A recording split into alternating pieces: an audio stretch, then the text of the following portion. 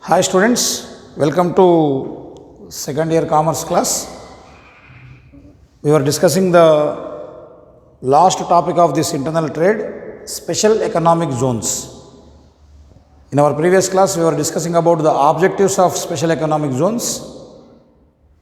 So, in this class, we are going to discuss about benefits and the problems and what is the status of special economic zones in the state of Telangana. That also we will be discussing in this class.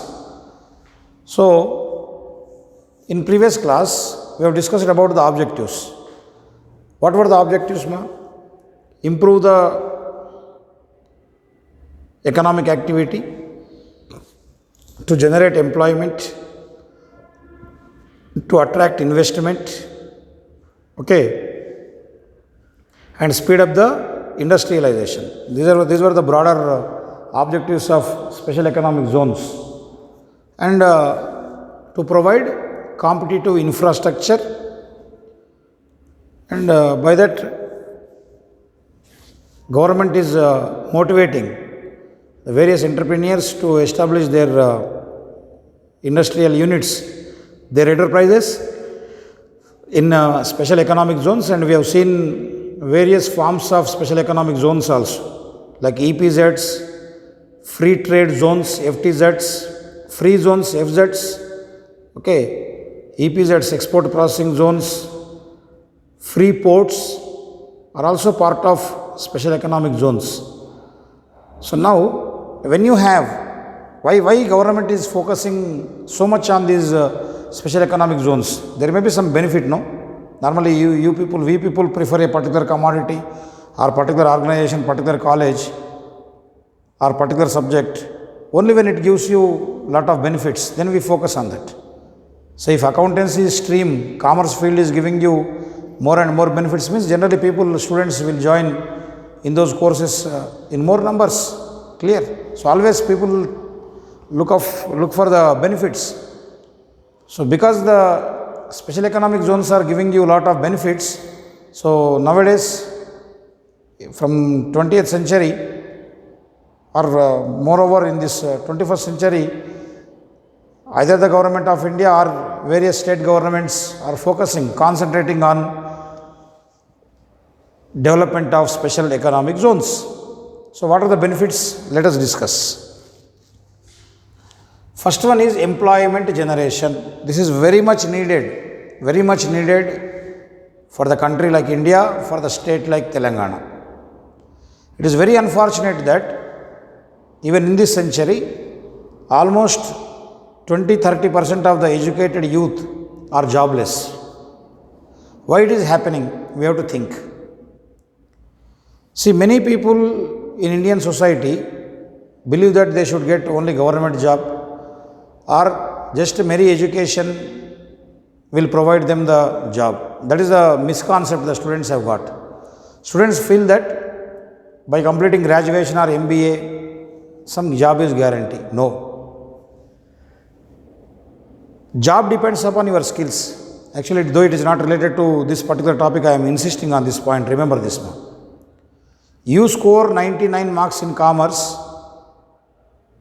in intermediate, and when you go to graduation, you are not able to define what is contra entry.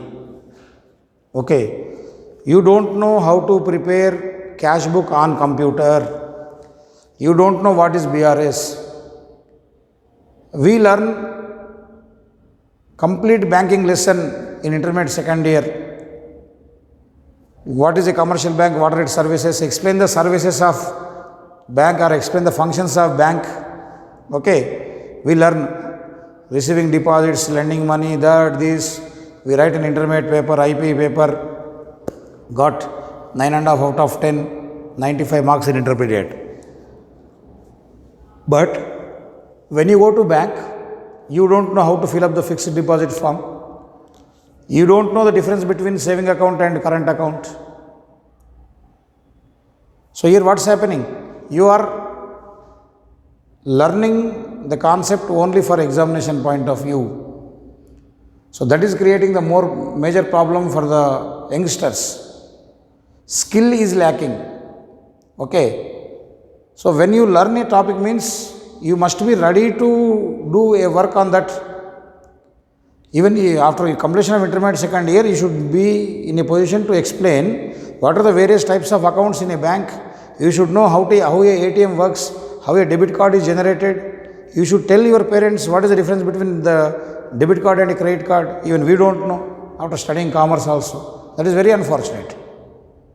Even after completion of graduation, the students don't know the difference between share and a debenture. We learn for up to 15 days in intermediate first year, source of business finance, characteristics, merits and demerits of equity shares, etc., etc. But very unfortunate that when we go for campus placement in an interview, we are not in a position to tell the difference between the share and a debenture. So this type of education means only examination point of view preparation is creating so many troubles when it comes to the matter of employment. So be aware of these facts. I am not against scoring marks, but apart from marks, improve your practical knowledge. Have common sense, how it is used in the real market. So many students are just taking the material, do not carry the textbooks. This textbook is around just 70 or 80 rupees, maybe less than 100 rupees. But we never buy the textbooks. We prefer materials, we require ready-made answers. So that spoils our career. So always try to read textbooks, have conceptual knowledge, then all these things you can write on your own. Very easy. So look at the first problem, first benefit of special economic zone, employment generation. In what way the special economic zones will generate the employment? Very simple. They attract various entrepreneurs. Before the establishment of these special economic zones, entrepreneurs were struggling to set up their enterprise, struggling to set up their industry, their factory. So because the government at the state level or at the national level is encouraging the entrepreneurs to set up their industry, so more and more people are coming forward as the government is providing infrastructure, land is provided at the reasonable rate, material is supplied, and various linked industries are set up. So naturally, the entrepreneurs are having the guarantee of sales, having the guarantee of availability of factors of production. So they are coming forward. So naturally, economic activities are increasing, improved. So when the economic activity increases in any society, ultimately that provides some employment opportunity, either in the lower level or at the higher level. Everyone will get some employment opportunity when industries are established. Then economic development is almost interlinked. When industries are set up, naturally your national income will increase. So you will learn in a depth manner in your economics. What is economic development? What is economic growth? So that you will be studying in your first lesson itself. I think in economics, already it might have completed. So economic development, how do you see economic development? National income, per capita income, okay. So productivity, GDP, GNP, all these will indicate economic development. So when you have more and more special economic zones in your country, as your economic activities are improved, that will raise your national income. So automatically that gives scope for economic development. Then growth of labor intensive manufacturing industry. Many times I told you, production is of two types. Labor intensive and machine oriented or machine intensive. Means if you do production of goods depending upon machines, by purchasing heavy and sophisticated machines from foreign countries, if you produce goods, okay, your productivity may increase, the quality of goods may be good. At a reduced cost of production, you may be able to manufacture a commodity, but unfortunately, you cannot provide more employment opportunities to the local population, local people. So here in India, people are not educated. They cannot use the advanced technology. So they have got average education. So you need to concentrate on production of goods based on human beings, based on human resources, but not on machines. So these special economic zones will focus on producing goods based on humans, because even governments will insist on that. Okay, they will put a condition that we are going to provide you capital, we are going to provide you infrastructure on the condition that you have to give this many jobs. So that is the reason whenever there is a memorandum of understanding, MOU, between the enterprise or industry and the government of Telangana. You can see in newspapers that the conditions are laid down. They will promise that yes, this many jobs we can provide, this much of capital we are going to invest, this many number of units we are going to produce. So government will say that yes, we are going to give power subsidy, we are going to give land, we are going to provide water, like that. From government side there will be some incentives. From industry sector there will be promising something to the society. So like that, special economic zones will produce goods based on human resources. Then balanced regional development, this is very much required now.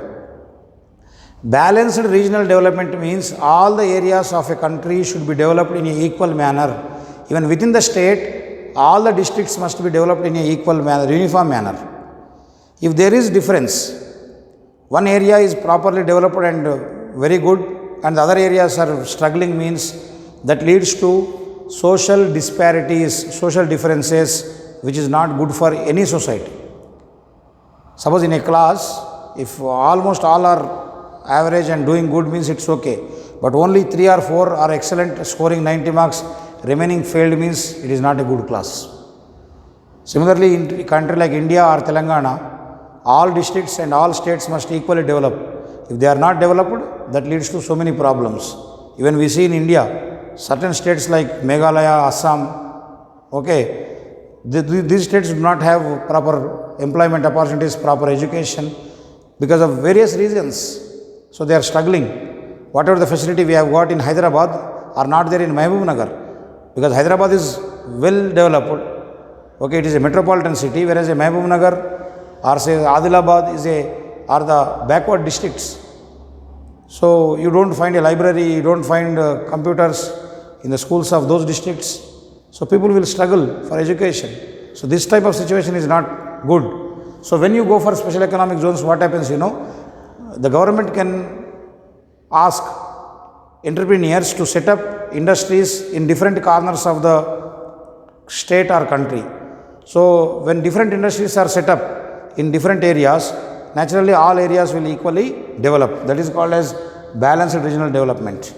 Then capacity building. Capacity building means increasing your production capacity.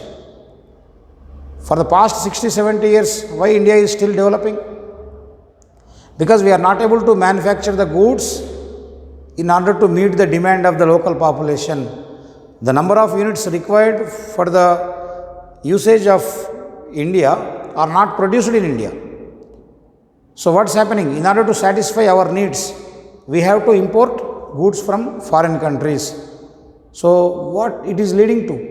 Whenever you are increasing your imports, that is leading to adverse or say negative balance of payments. Means we are due to foreign countries to a great extent. That is decreasing our currency value, our money value, our rupee value is getting decreased because our imports are more than the exports. So it is like you are thorough in the subject. You explain 80% answers to someone else and you take 5%, means you are in a better position. But it is reverse case, means you learn only 5 answers and you require 75 marks from others, means it is foolishness. Means your dependency is increasing, so you will not have any respect. Similarly, at the world market, India is depending on other countries because we are not able to produce goods which are required for the domestic population. For that purpose, there is a requirement of more and more number of industries to be set up. So that can be achieved through special economic zones. Then export performance. Through special economic zones, we can concentrate on those goods which are of export quality. So through which we can increase our exports, by that will facilitate earning of foreign revenue. So these are the benefits of special economic zones. So we have got special economic zones. The other day I told you it is in Jadcherla, Mahbubnagar district. If you cannot go that far distance, very near it, Nadargul, you find Adibhatla, just before this outer ring road. Okay, you find Adibhatla says special economic zone. Remember this. In Telangana, special economic zones are under the control of TSIIC, Telangana State Industrial Infrastructure Corporation. Industrial Infrastructure Corporation. There is a corporation in Telangana state. that looks after the activities of special economic zone. So very near, you have gone to this Wonderla. So next time when offline classes begin, second year students plan a visit, plan an industrial trip rather than going to Salarjung Museum or Charminar or to Wonderla. This time you plan a industrial trip to some industry. Maybe Adibhatla says or maybe Jadchara says. So plan a picnic over there. It is not like a picnic, but you go, okay, so you can understand how the work is going on, you can do it. Actually, these industrial tours are taken up in graduation or post-graduation, but if you are interested, you can plan that. Clear? So, that is what called benefits of special economic zones. So, what is the status of SEZs in Telangana state? Special economic zones in Telangana, in which position we have got? How many special economic zones are there in Telangana? See, there are 29 in operation, means in active, in working condition. 29 special economic zones are in Telangana. In what are the areas they are working? Biotechnology, information technology, means software, biotechnology, gems and jewelry. You know, gems and jewelry means color stones, jewelry ornaments. So we produce and polish diamonds, etc. Color stones are made, ornaments are made, then they are exported to foreign countries. Pharmaceutical, you know, recently, in the recent times, you might have seen in newspapers that in Rangareddy district near Yacharam, on Nagarjuna Sagar highway, in between Srisailam highway and Nagarjuna Sagar highway, government of Telangana is trying to establish pharma city with a vast area of around 300 to 400 acres. So on pharmaceuticals it is concentrating. Aerospace and aviation, you know, we are trying to manufacture the parts of helicopters. Okay, in aviation field, aviation means flying in the air. In that field we are concentrating. Electronic hardware and software both. Means electronic items, you know, computers or say various other electronic components like LED TVs, computer parts, etc. we are focusing. Then at the same time, special economic zones in Telangana have got some problems also. You know, in every system there may be some difficulties. What are the difficulties for special economic zones? First one is time lapse in getting approval from state government because of various political reasons. Not only in Telangana, in various states what is happening is, when you want to set up a industry, immediately you are not getting the approval. Government on paper it is telling. Nowadays you can see various political leaders, ministers and chief ministers say something in front of press, but in reality something is different. Okay. Like they say that within 14 days we will give permission, there is no corruption for building, etc. But when you go to municipal office, the concerned clerk will say that give us 50,000, otherwise you are not given the permission. Okay. Like that, something, all the positive points what we see mostly are on only as newspaper headings. But in reality, like you see in social media or in newspapers, you will find that Hyderabad is free of traffic jams, so many flyovers are constructed, Durgam Cheru bridge is opened, okay, Musi is very clean, Hussain Sagar is having coconut water. But reality, when you go, Saidabad traffic jam, Charminar traffic jam. During COVID we have seen, what were the government statements? That it is ready with various facilities in Gandhi, Usmania, no need to worry, people are there, but many people died due to lack of oxygen. Like that, something, many government reality is different and saying words are different. So, on paper they say that all approvals are given with the help of TS IPAS within 14 days, but approval they will delay. Second one is all over world, in the global market due to recession, because slow movement of goods, slow down economic activities will create adverse condition in the market. So naturally, the industries in SEZ will struggle to earn profits. Then changes in fiscal incentives. Fiscal incentives means incentives related to money. Like sometimes governments will promise that there will be interest subsidy, power subsidy will be given. Okay, whatever the capital you have invested, whatever the interest you have paid, that will be paid back. Some waiver will be given. But unfortunately, government will be changing their plans. So as you know that when the political system changes, automatically government policy also will change. So they will show political partiality. So they pick selected people, for them only they will do the favors. So other people will struggle. So these are the problems of special economic zones.